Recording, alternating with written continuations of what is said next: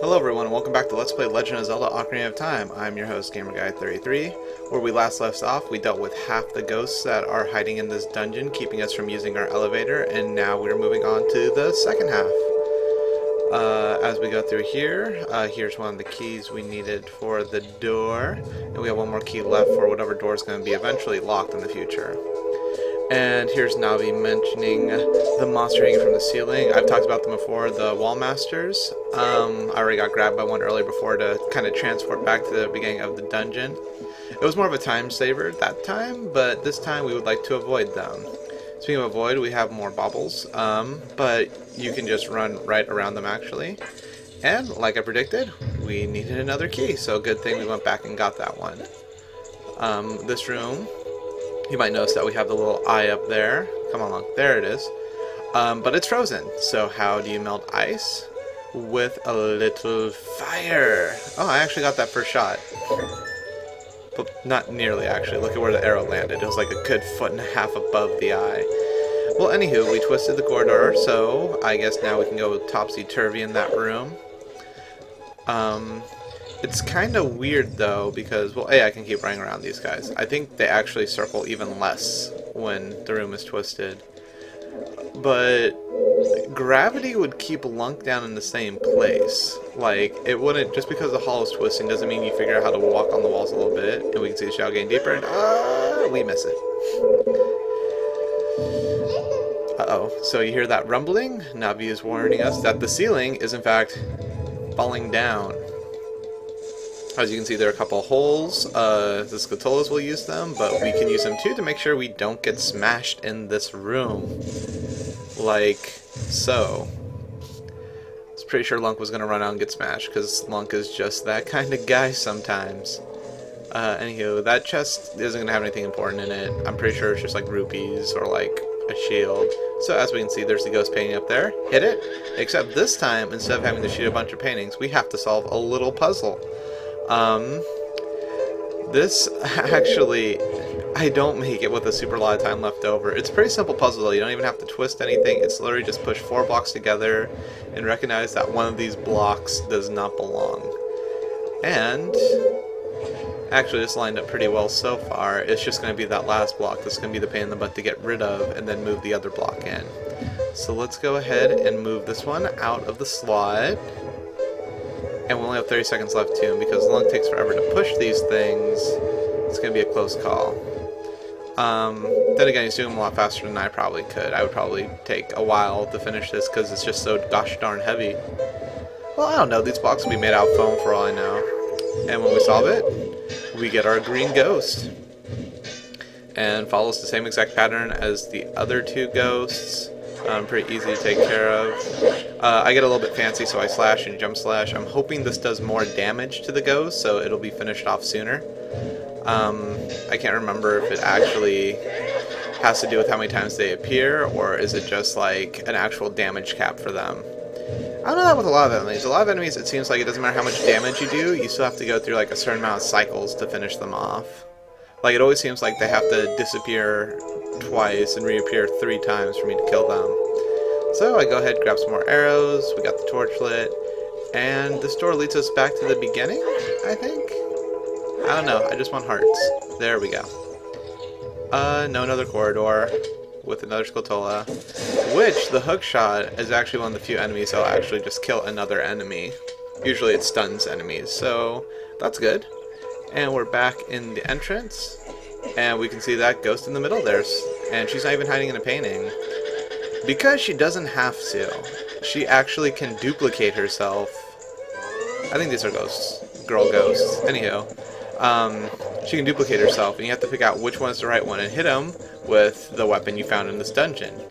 That's the thing with Legend of Zelda. You use the weapon you got to solve your problems. Now, you can always tell which one is going to be the real ghost because it does a little spin before it gets started. So watch them appear, and a spin. And here's me trying to Z-target it. And I guessed right again. Awesome. So we have to sit here and wait for him to come back, and I decide, here we go, to finish her off in the middle instead because it seems a little bit more, I don't know, elegant.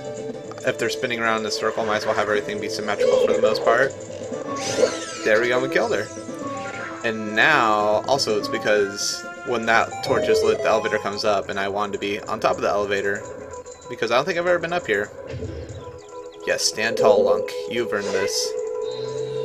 And I do a little spinny slash just to assert my dominance over the room now. So, we spent all that time just to take the elevator down. But realistically, when you think about it, we had to go get the boss key anyway, so we had to go through the dungeon anyway. But we got the boss key pretty early on, too, so this dungeon would have been a lot quicker if the ghosts wouldn't be jerks about this whole situation. In fact, ghosts are jerks in general. Just look at Dompe. It's like, oh, you're the hero of... Well, he doesn't know we're hero of time, but you're some dude who came to my grave? I was alone my entire life, but the one person who came to visit me, I'm going to challenge him to a race, light him on fire a bunch of times, and if he loses the race, then he doesn't get anything. He has to beat me if he wants the hookshot. It's like, dude, maybe I would just race you. Like, people do that. They just like to be competitive. You don't have to, like, you could just give me the hookshot, and then, like, I'll race you still. We're cool like that, don't worry. So this room, the walls move around. Basically, as long as you keep moving them in the same direction, you're always going the right way. Just don't get confused which way is clockwise and counterclockwise. And I hear the Scotella. Yes, I see you. I see you, Scotella. And let's go ahead and grab, was it rubies? Oh, more arrows. Okay. Well, you're going to need arrows to fight the boss, of course, so I guess that's kind of nice. I mean, the gold Scotella is nicer, too, because I'm going to need a big wallet pretty soon. I'm tired of being maxed up. I got 99 rupees and a big wallet ain't one. But big wallets aren't rupees. Okay, I challenge you to think of a Jay-Z song and make it work with Lunk. It's tricky. He's not ghetto at all. He was raised in the woods with trees and fairies. Like, that's the opposite of ghetto. You can't make it happen. Guess you can say Lunk has hot women chasing after him. I mean, Jay-Z has Beyonce. That's pretty good. God, that household must make so much money. Huh. I don't see the boss. So let's go ahead and head back. Nope. I guess we're not heading back down. Oh well, the first boss, first dungeon. How hard could it be? I hear a horse. It's Ganondorf! He's back! This happened just like 2 videos ago. Think of something more original. Oh. Okay. You are clearly a horse skull man. Evil Spirit from Beyond, Phantom Ganon. So, basically, we're not even good enough to fight the real Ganon yet, of course, that's why we're going through dungeons, but we get a duplicate of him. Now, this boss is actually kind of interesting because he runs into pose, comes out, only one is 0-1. If you look at both right there, one has shinier armor than the other one, so that's how you always know which one you need to shoot. If you shoot the wrong one, nothing happens. He'll come out, and I think he shoots like an electrical beam on the floor or something like that. He messes up your crap, basically. But luckily for me and Lunk has good eyesight and is able to see which armor is the shiniest. So, we wait around. I see him in one photo. Oh, and he's shiny. Okay, let's get him. Wha-bam! Oh, and we hit him enough times. Oh! So, part 2. I guess I get a little bit rushed into it. He will shoot laser beams at you. If anyone has played any Legend of Zelda games, you know this is typically how you fight Ganon. He fights lasers at you, you have to deflect them. It's been that way ever since, Lunk. Not cool, dude. It's been that way since Link to the Past. My problem is, of course, that I'm not deflecting them right back at him. So I try using arrows just to see what'll happen. Nada, he blocks them. Ooh, Lunk. You... Ooh, I don't even know what to say. Come on. Come on. Oh, come on, buddy. You didn't even hit it that time. What are you doing this? Are you sandbagging him? Is that it? Okay. We got a good rally going on here. Come on. Keep it up. Come on. Not too early. You got this. You got this. Yes! Okay, so when you deflect him back, he gets shocked down, and you can hit him. Ooh, and once again, the jump slash betrays me in that I miss. Oh, we hit him again. Nice. And then slash, slash, and he goes back up. We didn't get the third slash off this time. I'm just happy that we got him. right afterwards. Good job, Lunk. Ooh. Maybe I was wrong about the sandbagging part. But hey, I think third time's a charm. Nope. Apparently we got one more round to go. Uh-oh. Ooh, that's a new attack, so he also stabs in a spiral thing. I like how this Ganon is using a trident. The trident is more of the typical weapon of Ganon in most of the games. So it's kind of cool that this Ganon is fighting you with a trident and using laser beams. It's a throwback to the originals. The final Ganon fight, ooh, that was a beautiful volley. The final Ganon fight is going to be much, well, kind of similar, but a lot more intense than this one. So we beat him, I guess, I think. I mean, he could have a second form or a third form. It is Ganon. Looks like me getting some skill. No, I'm just getting more weapons. It's not skill. And this is Ganon talking to us directly, I guess? Because he's referring to it as my phantom. What a worthless creation that ghost was. Jesus. That's horrible. He doesn't even get to go on to the afterlife. He has to be banished to some, like, negaverse. But again, the ghost was kind of a jerk and tried to kill us, so whatever. So, ghost dead. Piece of heart right there. And we are actually still locked in here, so it's a good thing that teleporter popped up. Otherwise, we'd be a little bit screwed. And we are thrown into a giant transportation blue rupee. Cool. Blue rupees are worth more than green ones, so I guess we must be pretty valuable. And, oh, this is where we talked to Rauru earlier. Except we're facing a slightly different direction, because we're going to be talking to the other sage. The forest sage. Who else but Saria. Because of you, I could awaken as a sage. What did we do? We killed the ghost, but were you a sage before that? Did me killing the ghost let you eat its power? I don't see how I made you a sage. I helped free you. Is that what you mean? Just, I will sit here and say to help you. That sounds kind of boring. I'm not sure how much you can help me right here. I mean, you can come with me. I mean, you are a 10-year-old girl, but you would work great as like a meat shield or something. You want to do that? Nah? You want to be a meat shield?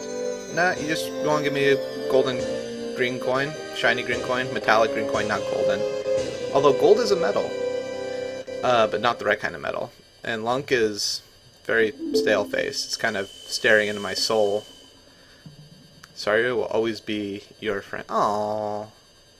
That's good. Because she was our only friend for a while, and we didn't really have a choice. I'm sure if Lunk were popular, he'd go after other people, too.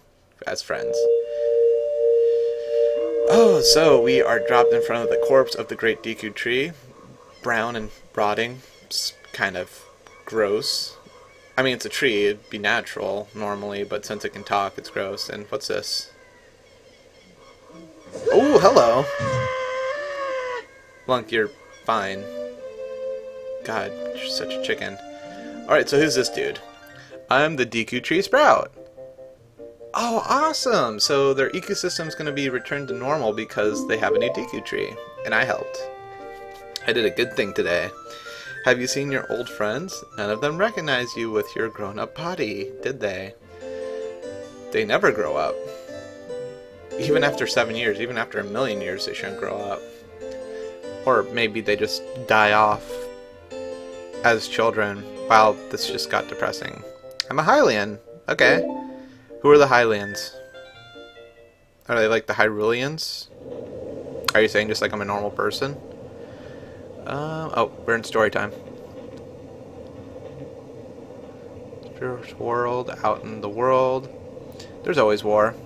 This was actually interesting about a lot of these prequels, that like there's Minish Cap and now there is Skyward Sword, which is supposed to take place before Ocarina of Time, which set up more of the backstory of the Legend of Zelda series.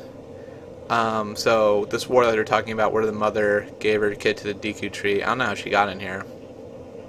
I mean, that one dude who blocks the door is pretty hard to get around. Unless you're smart and know how to speedrun, then you can do it. There's Child of Destiny, Affect Our World. I would like to see the war that actually happens in this, but it's not necessarily because I want to see a gritty, badass Ocarina of Time. I want to see one that explains why there was a war, other than humans just like fighting each other. Well, anywho, we're Hylian, and we did good, and I guess go us. We know our destiny, we know what we must do, we must fight bad guys. Alrighty, so this has been Let's Play Legend of Zelda Ocarina of Time. I'm your host, GamerGuy33, and I will see you next time.